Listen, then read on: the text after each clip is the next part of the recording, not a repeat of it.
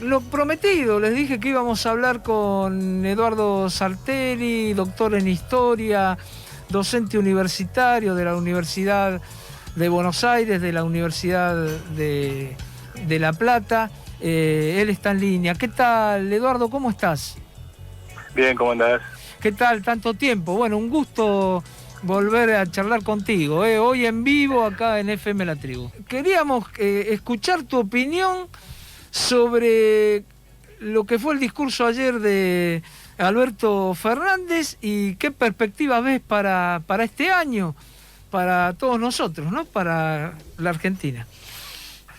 Mira, yo lo que creo es que es una tarea muy difícil, ¿no? Porque ¿cómo comentar algo que es la nada misma?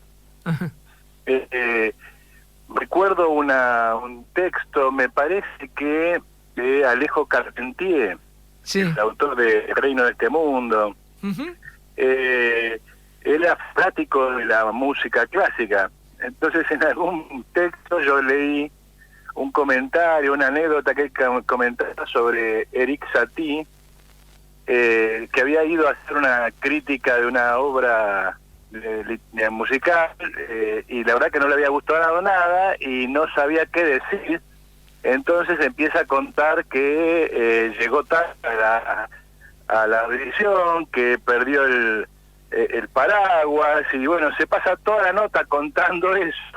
Y dice, bueno, y al final me levanté y me fui. O sea, yo podría hacer algo así, digamos, porque realmente el discurso de Alberto es la nada misma. Entonces está lleno de cosas que sabe que no son ciertas. Sí. Él mismo sabe que no son ciertas. Yo a esta altura de partido no sé cómo pensar la psicología de Alberto. Yo conocí a un profesor en filosofía, sí, que era igual, y ya lo teníamos calado.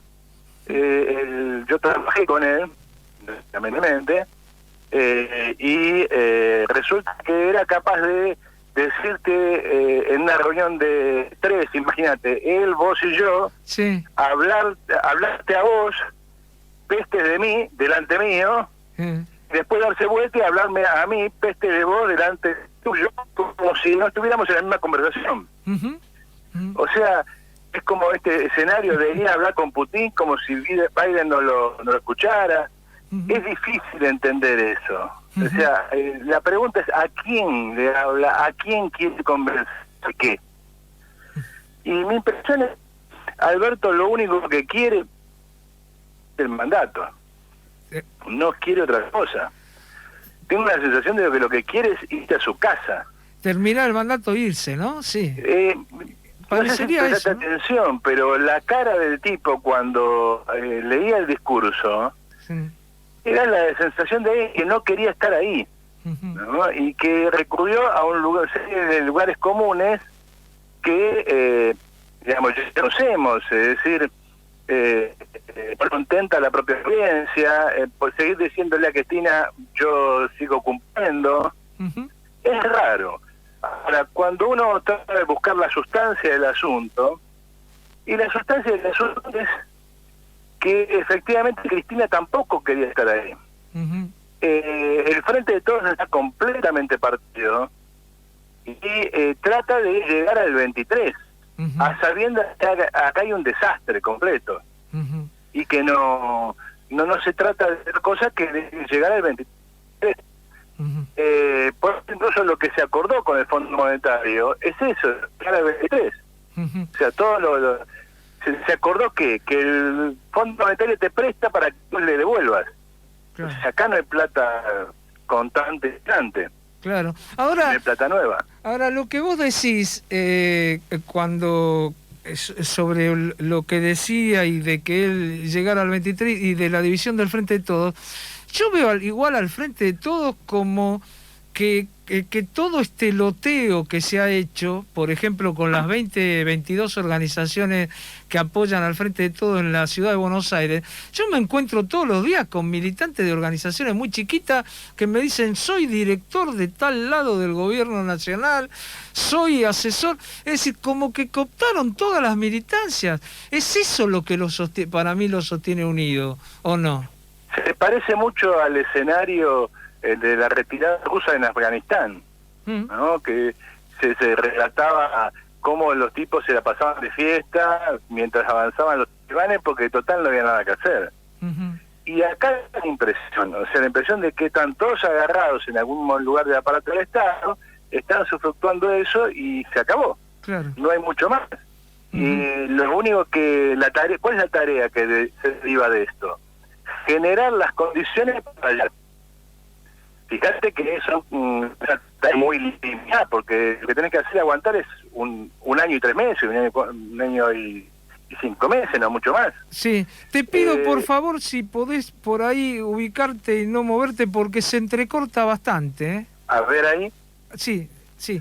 Entonces, siendo ese objetivo, el acuerdo con el Fondo Monetario está en liga con esto, porque el Fondo Monetario no quiere voltear al gobierno, claro. No quiere aparecer como más oficialista, macrista de lo que ya aparece, porque digamos si el fondo dijera no, lisa y llanamente quedaría muy mal parado, claro. Aparecería como una especie de golpista.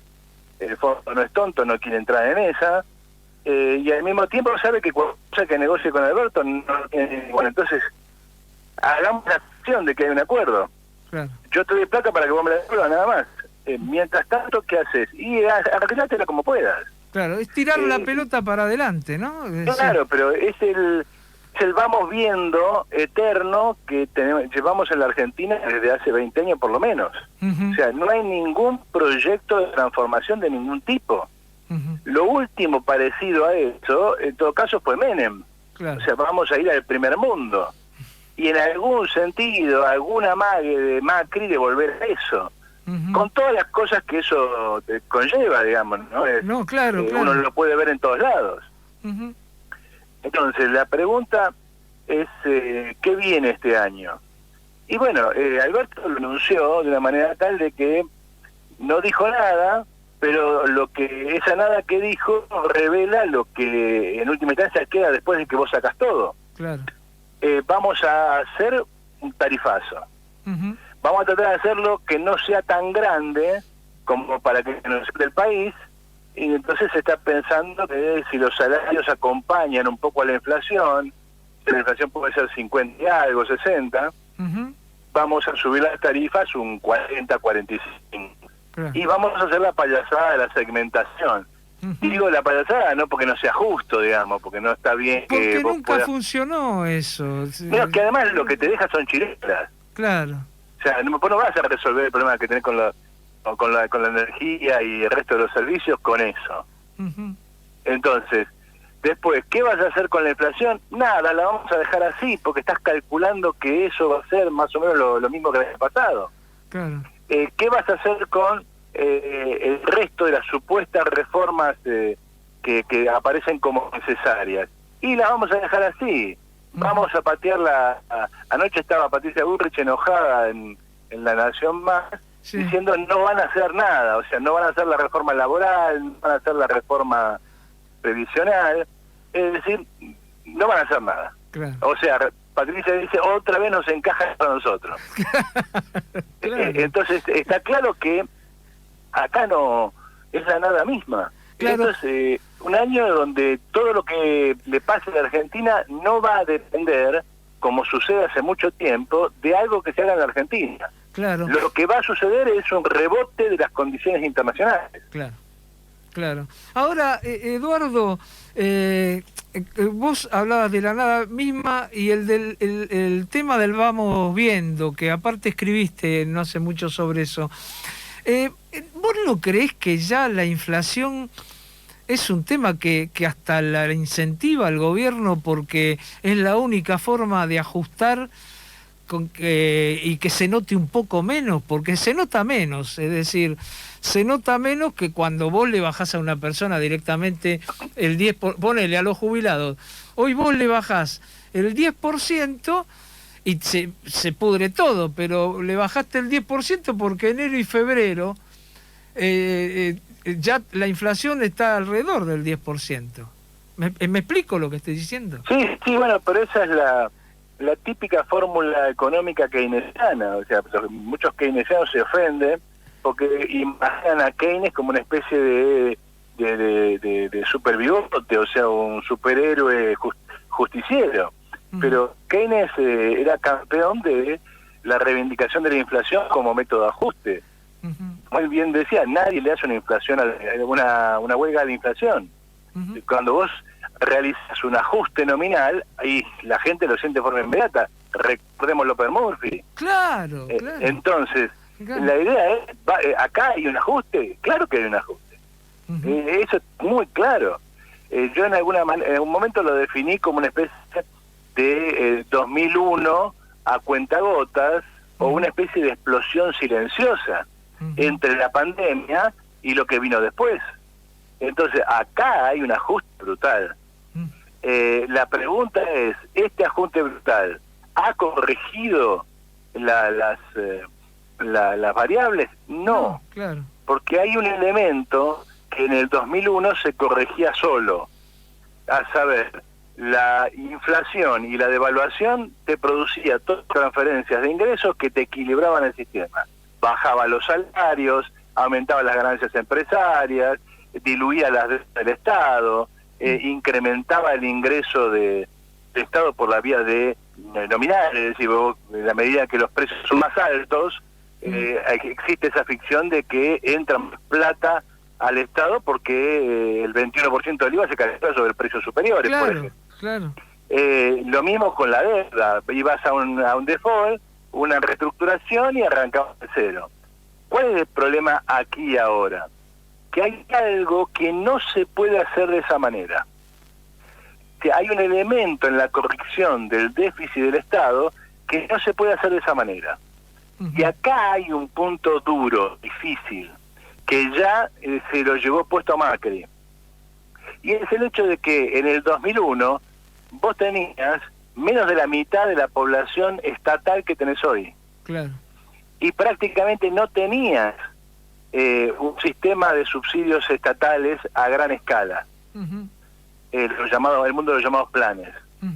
En cambio ahora tenés una masa enorme de empleados estatales, una masa enorme de jubilados ad hoc, es decir, de gente que fue jubilada sin aportes, y eso no te lo va a diluir nada. Claro. O sea, eso o los echás, o los incorporás a otro sector de la economía, la ilusión macrista de que como la economía privada va a crecer y va a pagar mejores salarios, la gente se va a ir sola. Claro.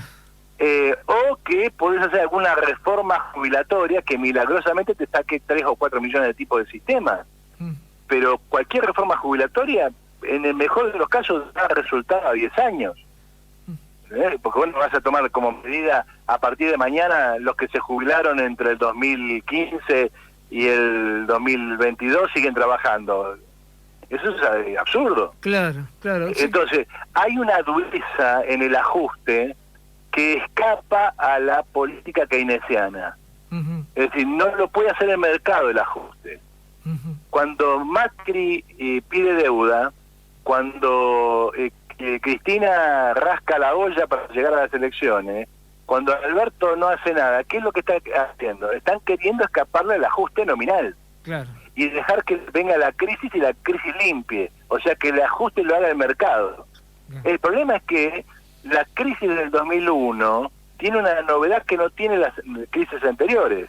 Y es el hecho de que la reacción de la población afectada por el ajuste, es decir, la rebelión de los perdedores de los 90, impuso una solución que está inscripta en el Estado. Y por lo tanto, si vos querés modificarla, tenés que modificar esa nominalidad.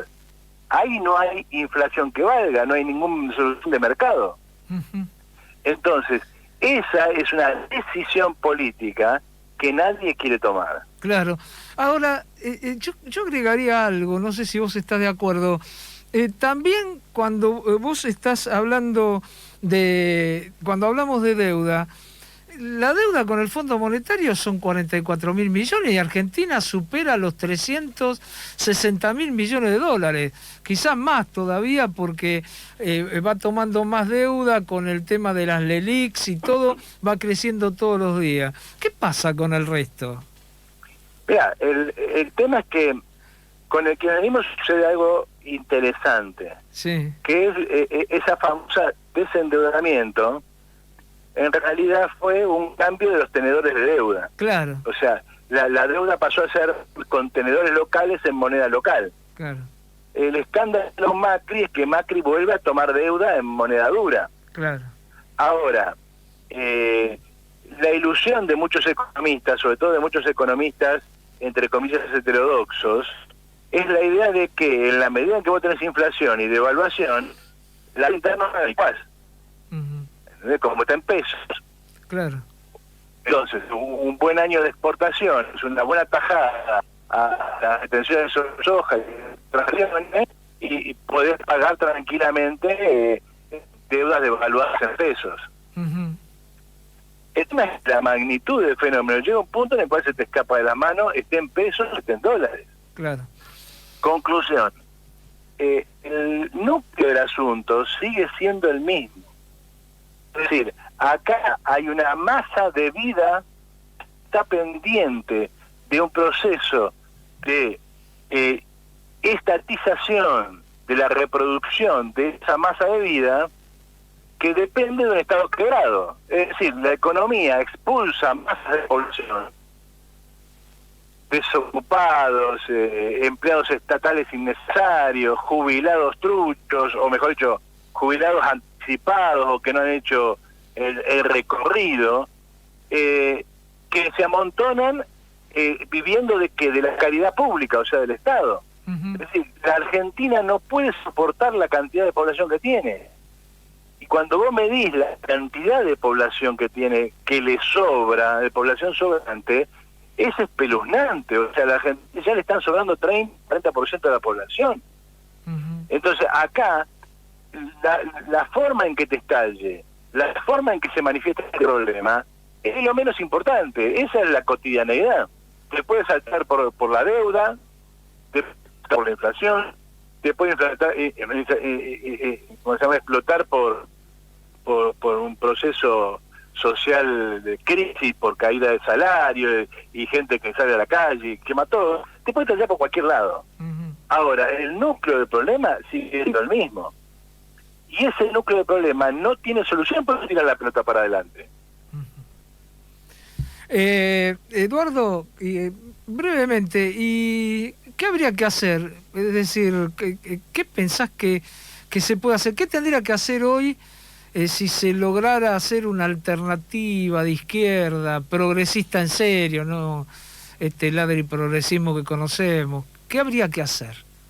Mira, estoy terminando un pequeño librito así de divulgación que se llama Argentina 2050. Donde ahí se expone esta idea de que el socialismo argentino es una especie de Corea del Sur más Suecia.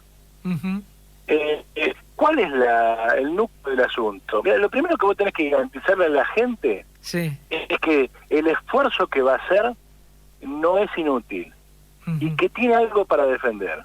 Entonces, un movimiento popular, lo primero que tiene que sacar es la desocupación. ¿Y a qué refiero con la desocupación?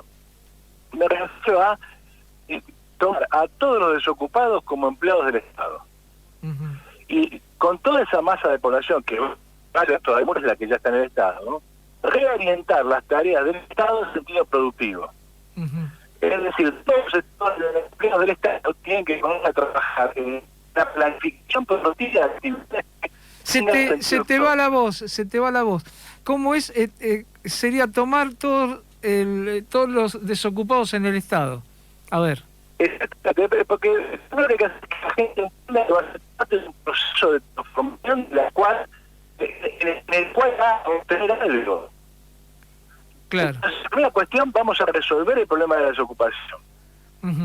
Segundo, vamos a resolver el problema de la vivienda. Es decir, vamos a iniciar un plan de expropiaciones de tierras periurbanas que garanticen la posibilidad de establecimiento de la masa de la población que vive hacinada y perdida por cualquier lugar.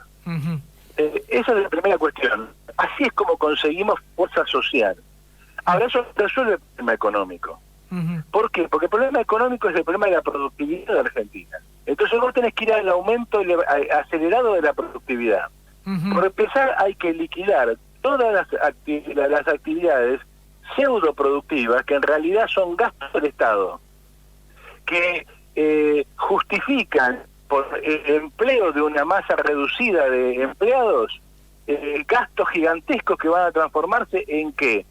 En subsidios a una burguesía trucha. Las armadoras, decís vos, ¿no? De Tierra del Fuego. Claro, pero esas son visibles. Hay mucho, la masa de la burguesía argentina es esta. Claro, claro. Vos no puedes entrar porque de todo esto es que si vos vas a hacer la publicidad, desarrollar la economía de cara al mercado mundial. Está claro. Si no haces eso, te vas a comer todo. Entonces, ¿qué haces con las pymes? La primera cuestión es, armamos empresas mixtas, mitad del Estado, mitad privada. Claro. ¿Qué son esas empresas mitad del Estado, mitad privadas? Concentración de grandes empresas estatales mixtas con el sector pyme. ¿Qué quiere decir esto? Los miles de productores de zapatos en una sola gran empresa nacional de zapatos. Obviamente, puede ser uno que no quiera, bueno, pero subsidio no hay. ¿Se entiende? Está claro. Entonces, vamos a incrementar el aspecto productivo del Estado. Claro, hay que reorientarlo. Cuando vos decís, bueno, tomar a la gente en el Estado, explicar qué es reorientarlo en la productividad. Yo te estoy escuchando muy mal, desde ya vamos a seguir hablando, por supuesto, cuando saques el libro lo vamos a debatir, o lo vamos a leer y a debatirlo. Y yo, bueno, te agradezco, porque también se nos va el tiempo. Te agradezco, Eduardo, y la seguimos otro día, ¿te parece? Dale. Un abrazo grande, como siempre. Un abrazo muchas a usted también, muchas gracias. Muy amable. Bueno, hablábamos con Eduardo Sartelli, doctor en Historia, miembro del Centro de Estudios e Investigaciones Sociales, docente de la UBA, y a lo último tiró algo interesante, ¿no? Por lo menos interesante. Me quedó eso dando vuelta, ¿no? Hacer algo entre Suecia y Corea del Sur, dijo, y un socialismo argentino. Bueno, alguien que aporta algo para el debate, no solamente críticas, sino también propuestas.